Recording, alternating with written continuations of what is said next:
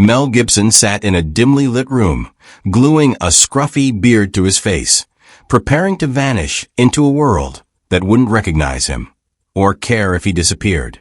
What he would uncover on the streets of Los Angeles would either redeem his faith in humanity or confirm his worst fears.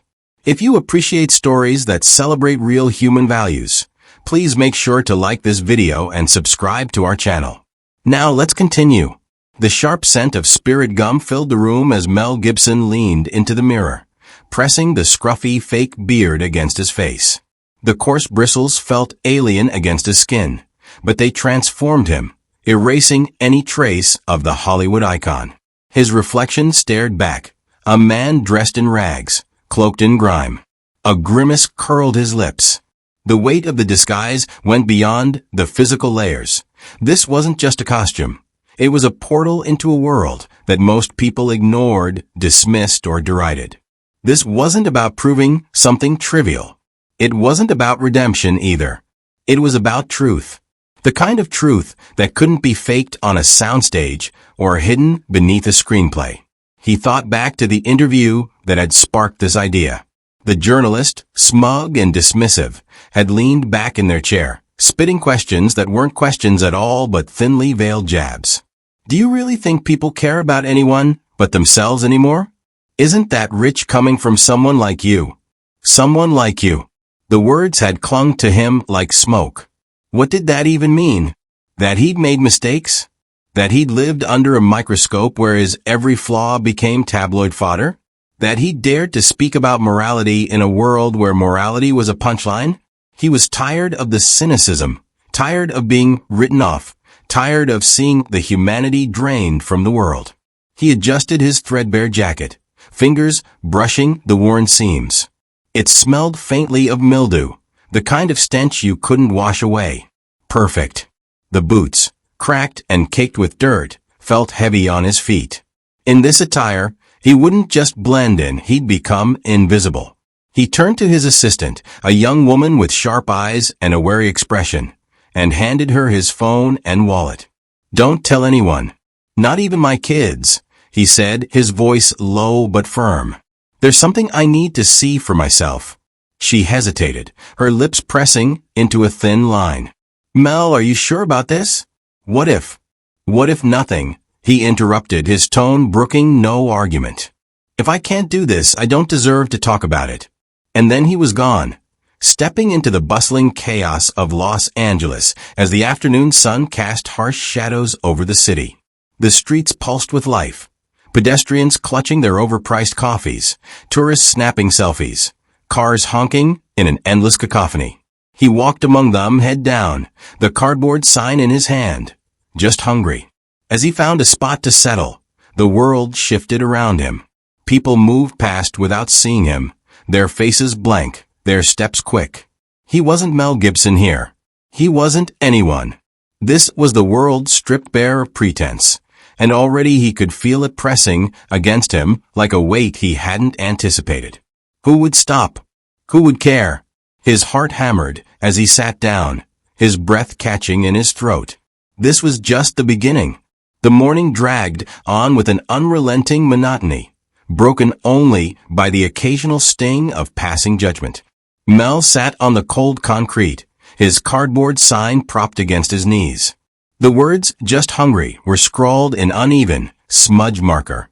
He'd chosen the message for its simplicity, hoping it might stir something human in the people rushing past. But the responses were nothing short of soul-crushing. "Get out of here, bum."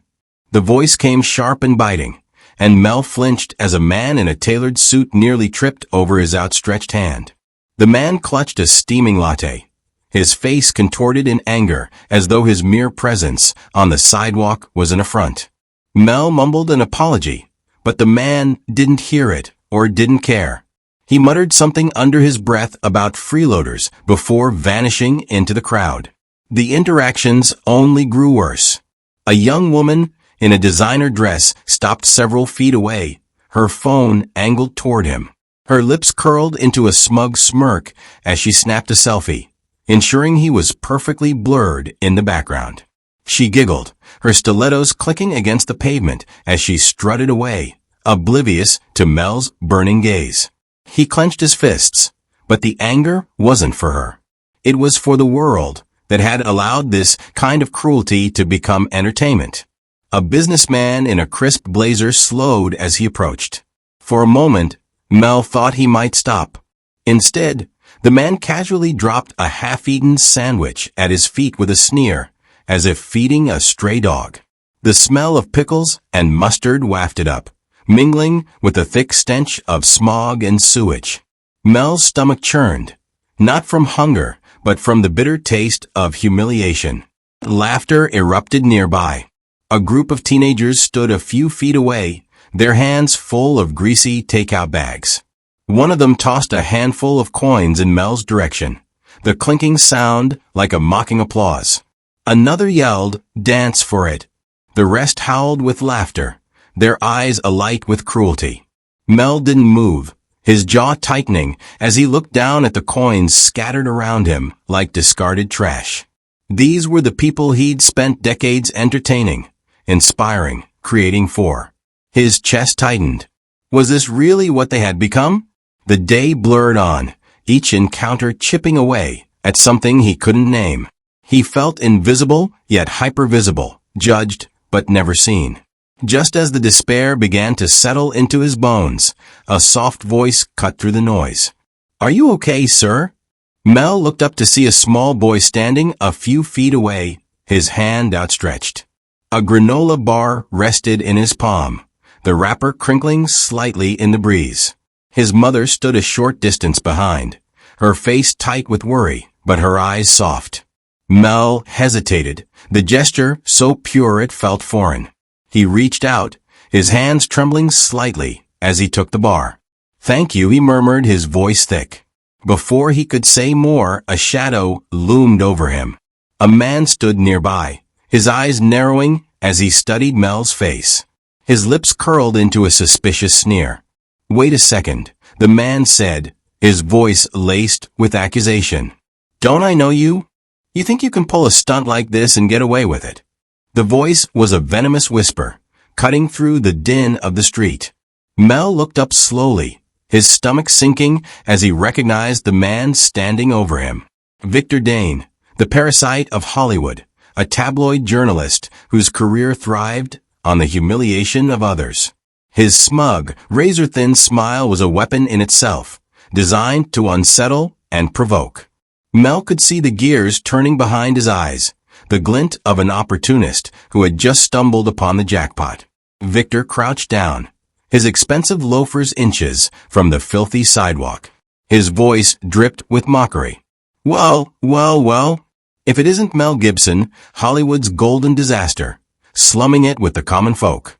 Or should I say, pretending to? He let the words hang, his grin widening as he relished Mel's discomfort. This is rich. What are you trying to prove, huh? That you're one of them? Because newsflash, Gibson, you'll never be anything but a washed-up has-been playing dress-up. Mel held his ground, his voice low and steady despite the fury bubbling beneath the surface. This isn't about proving anything to you, Dane.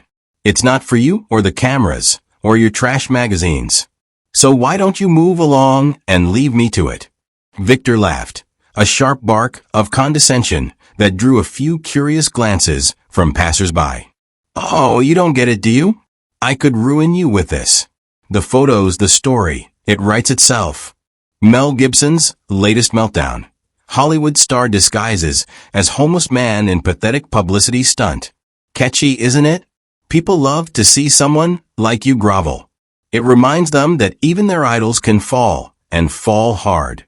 Mel felt his jaw tighten, his hands clenching into fists at his sides. You don't know anything about me. Or them, he said, gesturing to the shadows where the homeless lingered, ignored and unseen.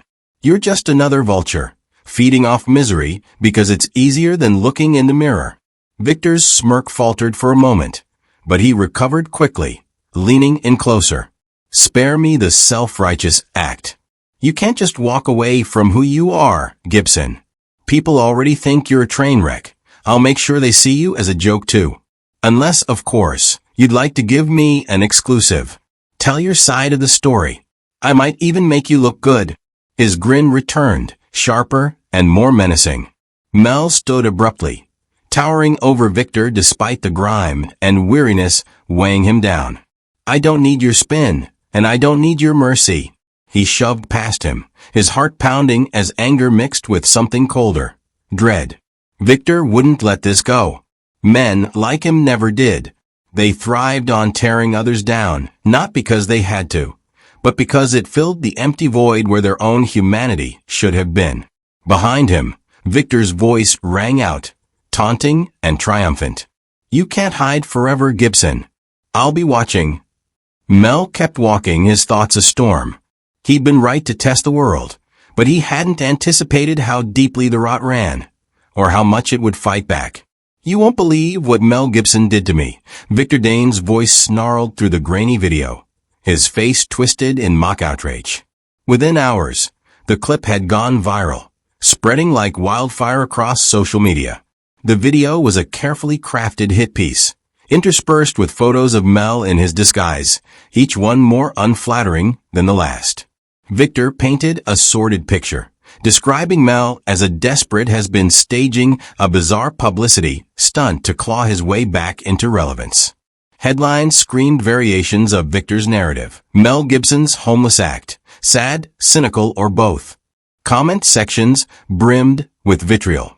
Strangers dissected Mel's motives, with the glee of scavengers picking apart a carcass.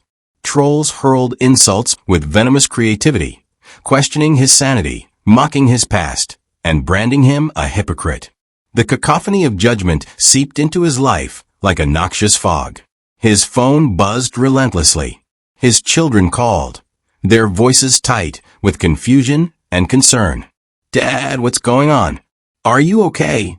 Even his closest friends, those who had weathered storms with him, began to sound unsure.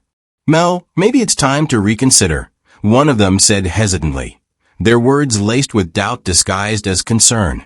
The betrayal stung more than he cared to admit, but he couldn't blame them. The world had a way of twisting what it didn't understand.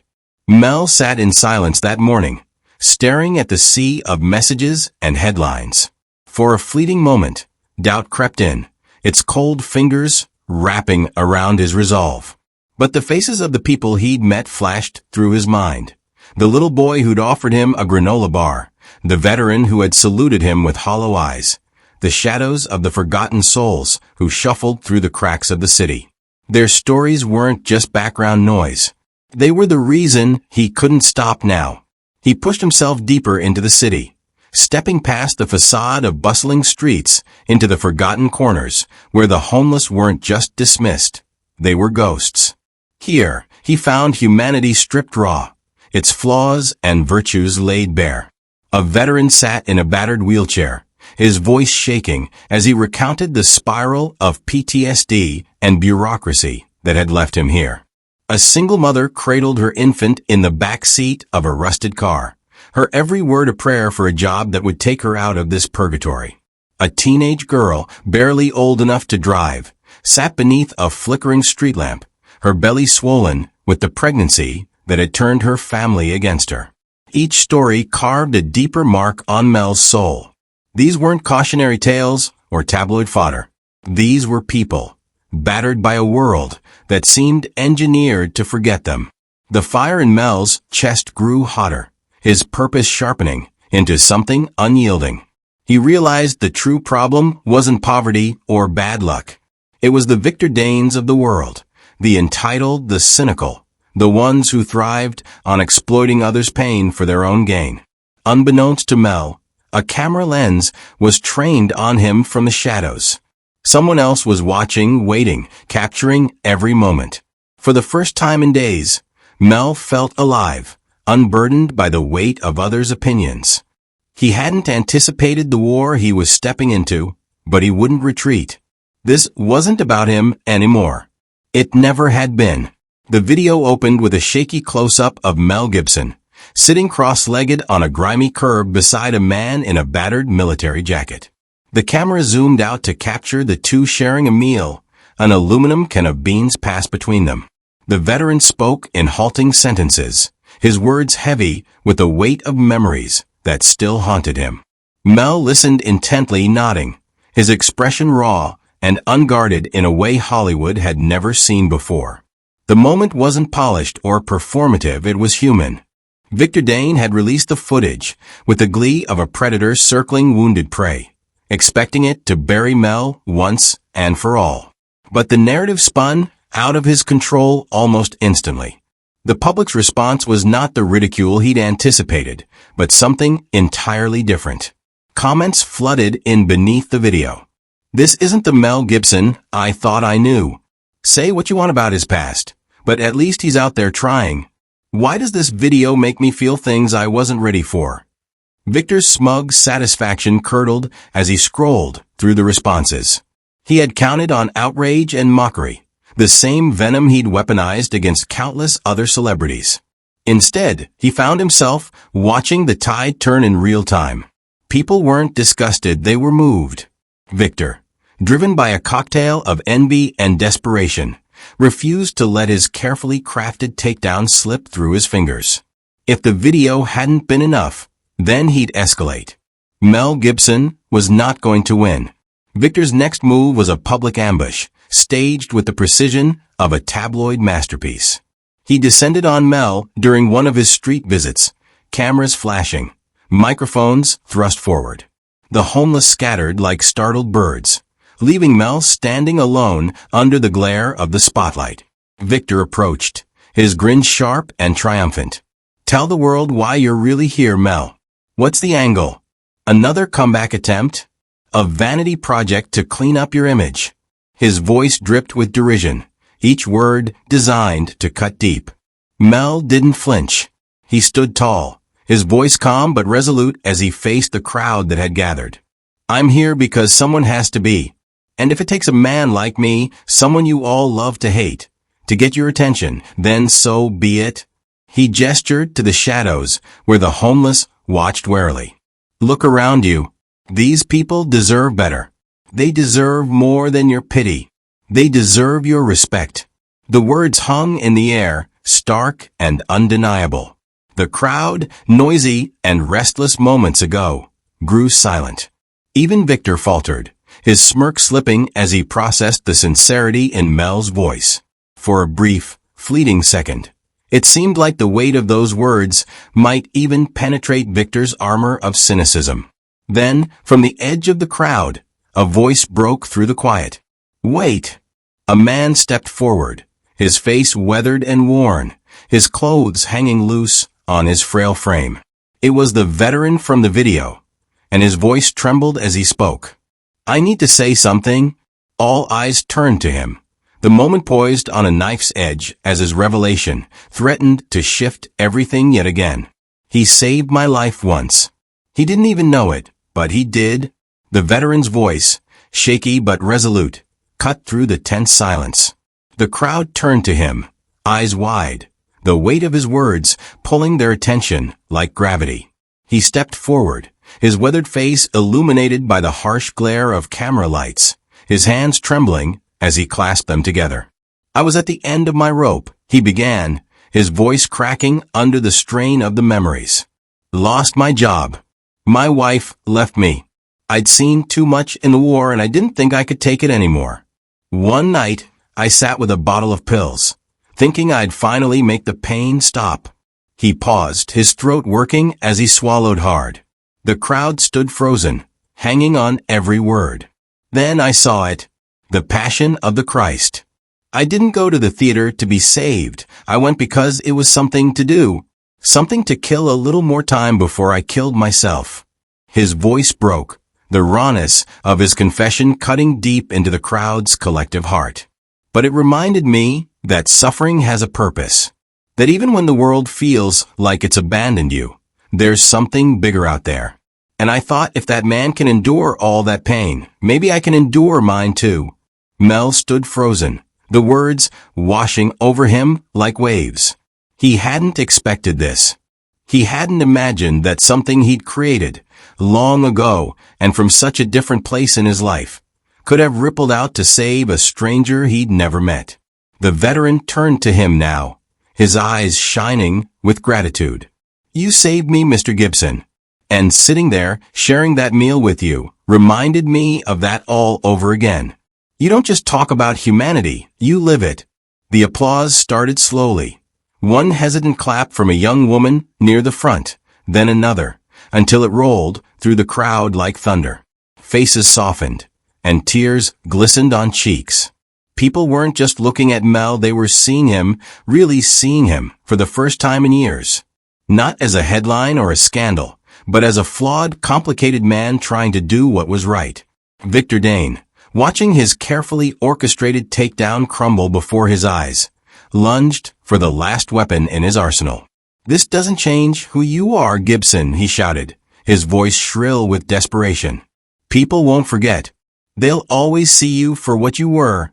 Mel turned to him, calm and steady, his gaze cutting through Victor's insecurities like a blade.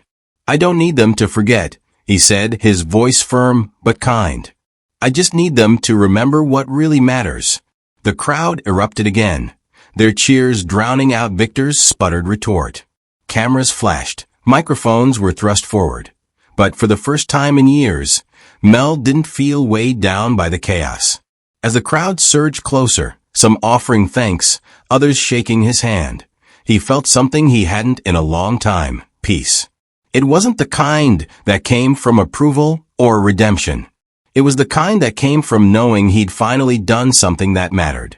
Please don't forget to watch more heartwarming stories that are showing on your screen. For more stories celebrating real human values, hit the subscribe button so that you don't miss our next uploads. Thank you for being a part of American Stories.